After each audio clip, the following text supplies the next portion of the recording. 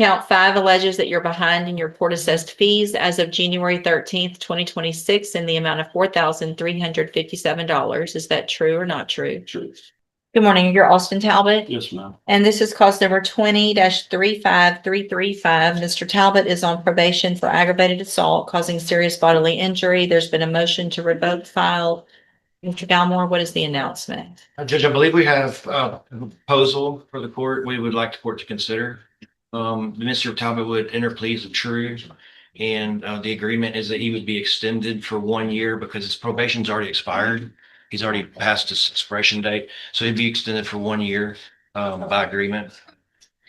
And that would be subsequent to an updated PSI, Your Honor, whatever terms and conditions you might think necessary. It was my intention that he enter a plea of true to the Tyler County DWI so that the updated PSI could take those factors into account. Is there a court date set for I that? don't believe Not that in the case file. has been resolved yet, so it'd be a little bit difficult for me to prove it up, but if it will enter a plea of true and do an update, I'm not opposed to continuing him for some period of time before court agrees. And that's obviously the main thing. There's also a large arrearage.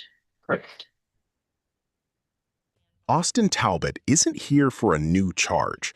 He's here because the court believes he may have violated the terms of his probation tied to a serious prior offense, aggravated assault causing major injury.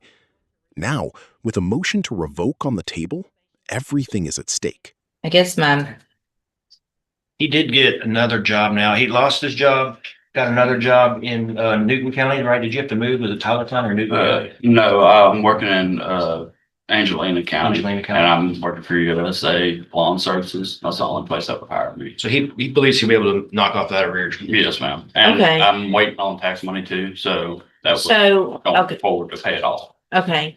I guess it looks there must have been an issue, obviously early on with some alcohol issues, and you went through the ATAR program. Yes, ma'am. And so it looks like you were supposed to have a court-ordered interlock device on a Yes. vehicle.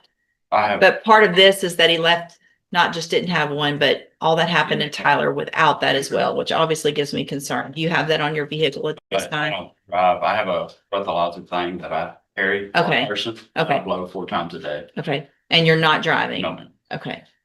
And it looks like you signed some time ago a note that you would not drive with probation, correct? Yes, ma'am. Okay. So then I guess let's go through the motion today and we'll reset it for sentencing. Let me get that pulled out.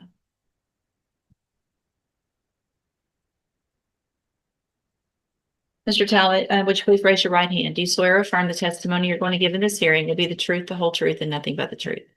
Thank you. And will he waive the formal reading of the motion? Will, Your Honor. So again, in clause number 20-35335, I have a motion to revoke your unadjudicated probation. Shows that you were placed on probation March 22nd of 2021 for the offense of aggravated assault causing serious bodily injury, a second-degree felony, and that was a 5-year deferred probation. Is that correct? Yes. And it alleges that you violated your probation. Count 1 alleges that you committed the offense of driving while intoxicated. Second on May 20th of 2025 in Tyler County, Texas. And is that true or not true? Yes, Your Honor. Thank you. Count 2 alleges that you failed to remain in Jefferson County, Texas, as you were ordered, and that you were in Tyler County on May 20th of 2025 without permission. Is that true or not true? True, Your Honor. Okay. You sound like you're not sure about that one. But Did you have permission to be in Tyler County from probation? no. Your Honor. Okay. That should Count 3 alleges that you failed to provide verification of performing the community service hours as required. Is that true or not Yes, true? Yes, Your Honor. True. True. Sorry. Count 4 alleges that you failed to abstain from the use of alcohol and that on May 20th of 2025, you were arrested for driving while intoxicated in Tyler. Is that true or not true? Count 5 alleges that you're behind in your court assessed fees as of January 13th, 2026 in the amount of $4,357. Is that true or not true? True. Count 6 alleges that you violated the court-ordered interlock device by operating a vehicle on May 20th of 2025 that did not have that device on it. Is that true or not true? True. Despite the admissions, the court pauses short of immediate punishment. Instead of imposing a sentence right away, the judge resets the case for further evaluation. That decision signals something important. The door isn't closed yet. The court is still weighing rehabilitation against punishment. Involuntarily. Yes, Your Honor. And because those counts are actually true. All right, then I'm going to find that you entered your pleas of true to 1 through 6 freely and voluntarily. Find those counts true, find sufficient evidence to find you guilty and revoke your probation. However, I'm going to reset your case for sentencing so that the probation department can do an updated report, and then we'll come back with the notation that it is the agreement to extend probation by 1 year, and then I'll look at any other conditions based on that report, I guess, that might be necessary. That's our understanding, Your Honor. Okay, if you'll just stop and talk to probation at the desk over there on your way out, we'll see you back at sentencing. Judge, I'm sorry, may I just Yeah. add a couple things while we're here? Yeah, wait just a second. Go ahead, ma'am.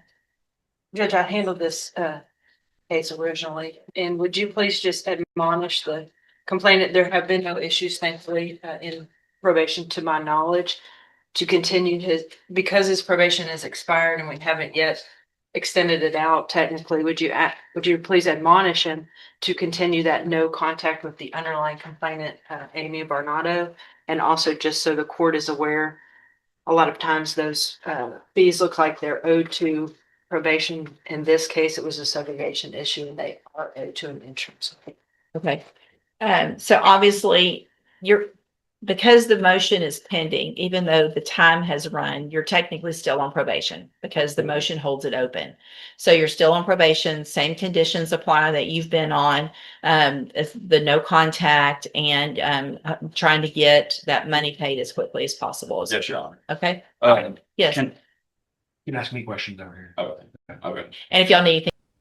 This hearing captures a critical moment in a probation revocation case where the outcome is still hanging in the balance.